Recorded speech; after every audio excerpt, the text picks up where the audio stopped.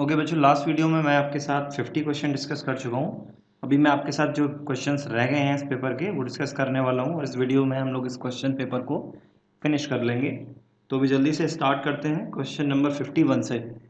ठीक है, तो क्वेश्चन नंबर 51 था आपके पास में, are 12 bridge pulse converter has 6 pulse converter in. इसके लिए जो ऑप्शन था वो आपका था ऑप्शन बी यानी कि सीरीज। एंड नेक्स्ट क्वेश्चन है आपके पास में, HVDC एडवांटेजेस आर। आपको HVDC के एडवांटेजेस बताने थे और इस क्वेश्चन के लिए जो आपका ऑप्शन रहेगा वो रहेगा option D. That is option D is the correct answer for this question. Next question है आपके पास में। अच्छा, आप एक बार इन क्वेश्चंस को ठीक से, ऑप्शंस को ठीक से पढ़ सकते हैं ना। आपको करना है क्या है, वीडियो पॉज कर लेना है और आराम से रीड कर लेना है। अगर आपको लगता है कि कुछ और ऑप्शन है तो आप मुझे कमेंट करके ज़रूर बताइए। बहुत बार बच्चे बताते हैं, so I appreciate those kids, those students who take part in this practice. Thank you very much. Now question number 53 है हमारे पास, डिसएडवांटेज ऑफ डीसी ट्रांसमिशन। तो इसके लिए जो हमारे पास करेक्ट ऑप्शन है वो है option A, high cost of conversion equipment. ठीक है, so this is the disadvantage of DC transmission. Now moving to the question number 54, the major objective of DC filters are. Well, correct option for this question will be option C. Option C is both A and B. That means reducing harmonics and reduce telephonic interference. एक और चीज़ मैं यहाँ पे कहूँगा, यहाँ पे एक छोटा सा डाउट हो सकता है। 54 का ऑप्शन ए इज़ 99% करेक्ट हो सकता है। So give me your answers in the comment section. Which one do you think is the right answer for this question, इधर ऑप्शन ए और option C? Well, I'll go with the option C. Now you tell me your choice. Now next question is 55. VSC stands for. Now VSC stands for voltage source converter. So for this question, correct option will be option B. That is voltage source converter.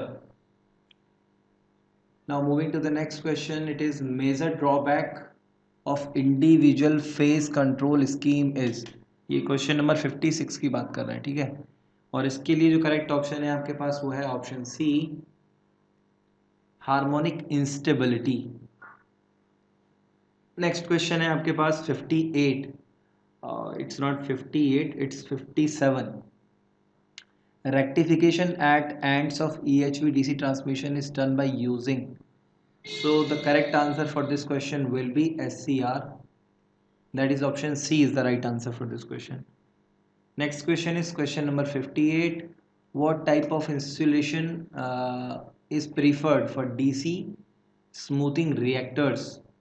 So correct option for this question will be option B. That is oil is preferred for DC smoothing reactors. Next question आपके पास question number 59. The protection against direct lightning strokes at high voltage steep wave is provided by। इस question के लिए जो correct option है आपके पास वो है option D, lightning arresters and ground wires. ये इसके लिए करेक्ट आंसर है। ओके, नेक्स्ट क्वेश्चन है आपका, role of AC filters in HVDC system are. और इस क्वेश्चन के लिए जो आपका करेक्ट ऑप्शन है वो है option A, offer low impedance to harmonic frequency. चलिए नेक्स्ट क्वेश्चन देखते हैं। नेक्स्ट क्वेश्चन है आपके पास, MTDC are used for, multi terminal DC are used for. और इस क्वेश्चन के लिए जो आपका करेक्ट ऑप्शन है वो है ऑप्शन सी, यानी कि both A and B. Option A है bulk power transmission for remote generating station to several load centres and asynchronous interconnection between power system। So option C is the correct answer for this question. Now there is a next question 62. High speed reversal of power is possible in। So For question 62, the correct answer is option A. Series MTDC system. Now यहाँ पे एक doubt है यार, आप इसको भी एक बार आप लोग मेरे साथ मैच कर लेना. इसका आंसर पैरेलल में भी हो सकता है ना, यानी ऑप्शन डी भी हो सकता है. तो एक बार आप मुझे कमेंट करके ज़रूर बताना आपको कौन सा लगता है, ऑप्शन ए ठीक है या फिर ऑप्शन डी ठीक है. नेक्स्ट क्वेश्चन है आपके पास में, parallel DC system can be further classified into. तो इसके लिए जो करेक्ट ऑप्शन है वो आपका रेडियल एंड मैश, यानी कि ऑप्शन ए करेक्ट ऑप्शन है 63 के लिए. नेक्स्ट क्वेश्चन आपके पास है, misfire is caused by.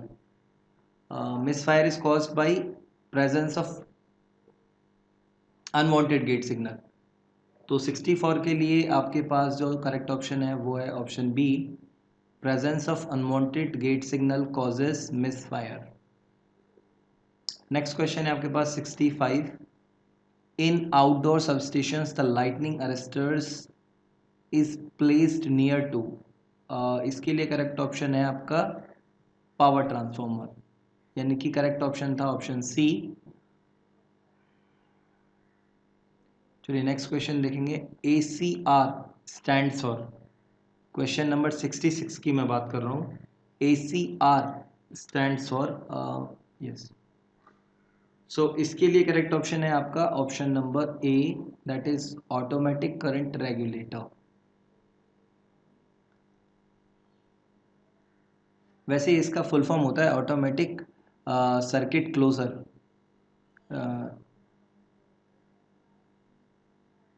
Next question है आपके पास में 67, cause of over voltage in HVDC transmission system.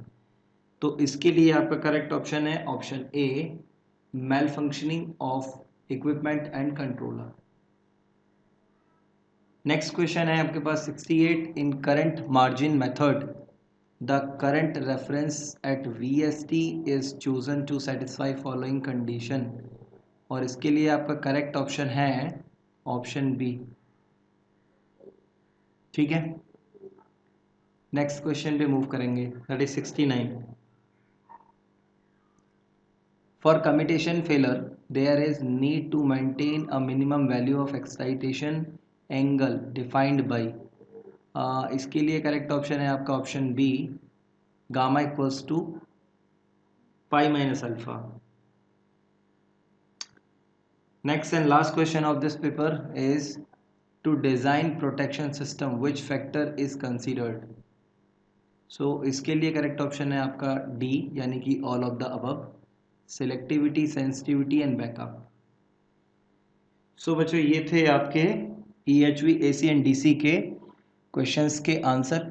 अगर आपको लगता है कि कुछ आंसर्स आपके अकॉर्डिंग ठीक नहीं है या उनके आंसर्स कुछ और होने चाहिए थे, तो आप मुझे अपनी कमेंट्स में अपना आंसर बताइएगा. You are most welcome. हो सकता है कहीं मेरे से गलती हो जाए तो वो इम्प्रूव हो सकती है, और बच्चे जो इसको देखेंगे उनके साथ में कम से कम उनको एक करेक्ट आइडिया मिल जाएगा. वैसे मैंने अपने एंड से पूरी कोशिश की है, बट हो सकता है कहीं त्रुटि रह गई हो तो वो आप मुझे कमेंट करके बता देंगे. तो अभी मैं आपसे विदा लूँगा बच्चों. नेक्स्ट पेपर के सोल्यूशन के साथ में मैं जल्दी मिलूँगा आपसे. तब तक के लिए नमस्कार.